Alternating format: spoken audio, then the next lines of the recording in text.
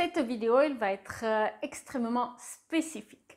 Il s'agit d'une vidéo dédiée non seulement à l'aménagement et la décoration de la salle de bain, mais spécifiquement au carrelage effet métro de Paris et son utilisation sur les murs de la salle de bain. Alors, pour ou contre, je vais vous donner mon avis dans cette vidéo et vous ensuite de me dire ce que vous en pensez en commentaire.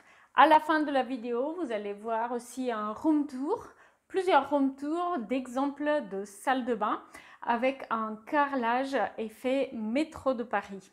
Alors tout d'abord, quand on pense au carrelage effet métro de Paris, on pense toujours à cette petite faïence rectangulaire de petit format, finition brillante, et la plupart du temps, on pense à la version en blanc. Mais il ne faut pas oublier qu'il existe maintenant des variations pour ce carrelage brillant de petit format et on le trouve souvent avec des couleurs un peu plus prononcées, en gris parfois, parfois en turquoise ou en vert pâle. Donc vous pouvez chercher différentes variations, mais classique, c'est le blanc. Alors évidemment, un carrelage blanc brillant, il va avoir de nombreux avantages pour l'utilisation dans la salle de bain et notamment, il a tendance à agrandir visuellement la pièce. Sur le côté inconvénient, en revanche, évidemment, il est assez texturé.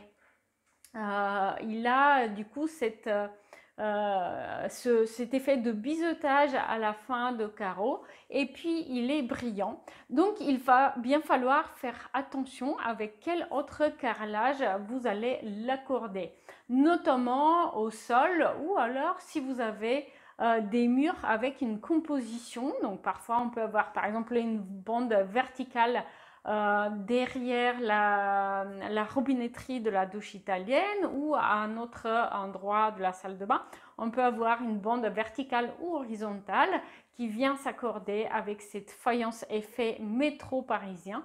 Eh bien, il faudra bien faire attention à accorder du coup la finition de cette autre faïence avec la faïence effet métro de Paris, qu'elle soit blanche ou colorée. Un autre petit aspect, cette fois-ci plutôt sur le côté des avantages, il est toujours possible de poser la faïence effet métro de Paris de manière décalée, c'est-à-dire que verticalement les joints ne seront pas superposés.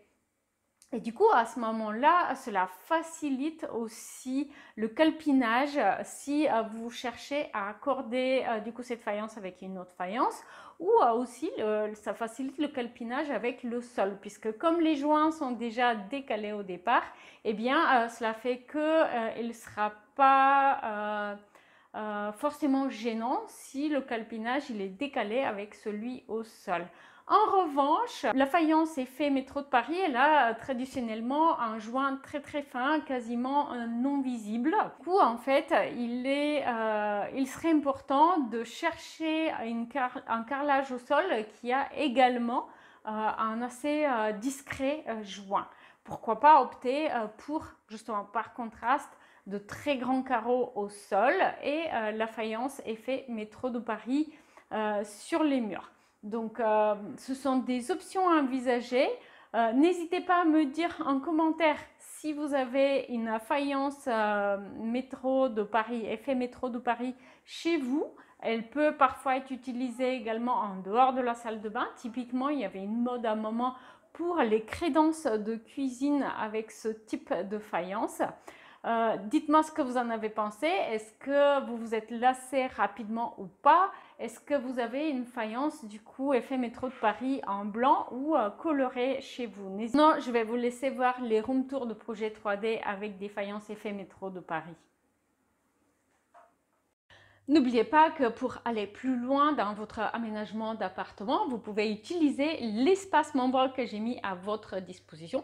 Il est composé d'une bibliothèque partagée où vous pouvez télécharger un PDF, voir une vidéo explicative et accéder à la liste shopping, vous permettant d'adapter les projets similaires aux vôtres, puisque souvent ça ne se répète pas exactement, mais ça rime quand même.